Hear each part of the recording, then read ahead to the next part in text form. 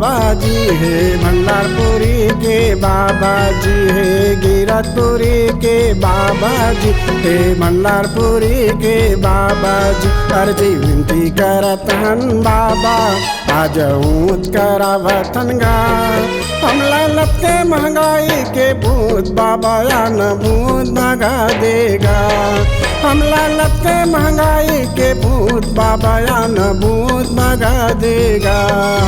हे गिरतपुरी के बाबा जी हे भंडारपुरी के बाबा जी हे गिरतपुरी के बाबा जी हे भंडारपुरी के बाबा जी।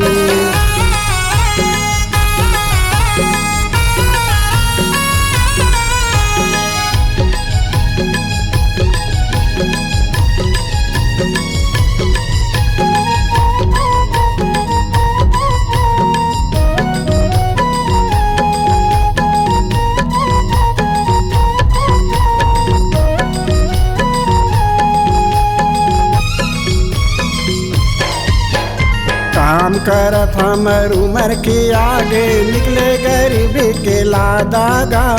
निकले गरीबी के लादा ज्यादा है मेहनत थोड़कन कमाई ऊपर ले महंगाई ज्यादा गा ऊपर ले महंगाई ज्यादा है मेहनत थोड़कन कमाई ऊपर ले महंगाई ज्यादा गा ऊपर ले महंगाई ज्यादा माता बारी में मिर्चा टोरे सबरा माता ल अमृत पियाए माता बारी में मिर्चा टोरे सबरा माता ल अमृत पिलाए ऐसन लीला अद्भुत दिखा देगा हम लालत के महंगाई के भूत बाबा या न भूत भगा देगा।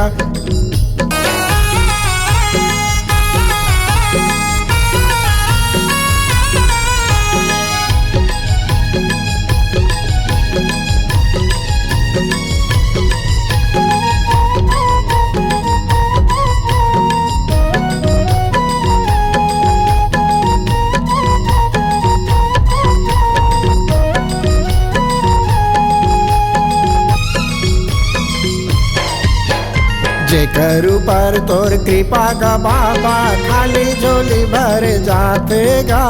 जन्मों जन्म तक खाते जेकर ऊपर तोर कृपा नहीं बाबा भरे कोटि मल साधेगा जन्मों जन्म पछताते जेकर ऊपर तोर कृपा नहीं बाबा भरे कोटि मल साधेगा जन्मों जन्म पछताते जैसे चरण कुंड के पानी आऊ अमृत कुंड के कहानी जैसे चरण कुंड के पानी आऊ अमृत कुंड के कहानी ऐसा लीला अद्भुत दिखा देगा हम लालत के महंगाई के भूत बाबा या न भूत भगा देगा।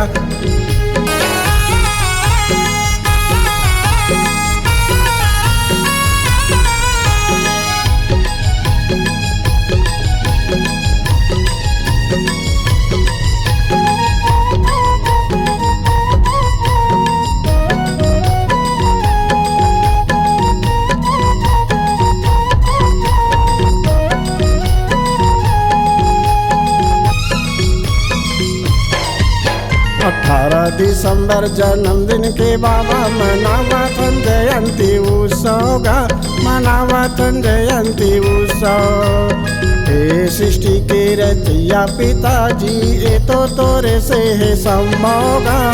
ए तो है तोरे से संभव हे सृष्टि के रचैया पिताजी ए तो तोरे से है संभव गा ए तो है तोरे से संभव आनंदन के कर दे बरसा सब मन के बूता जाओ वैसा आनंदन के कर दे बरसा सब मन के बूता जाओ वैसा ऐसा लीला अद्भुत भूत दिखा देगा। हम लालच के महंगाई के भूत, बाबा आना भूत भगा देगा। गुरु आना भूत भगा देगा, बाबा आना भूत भगा देगा।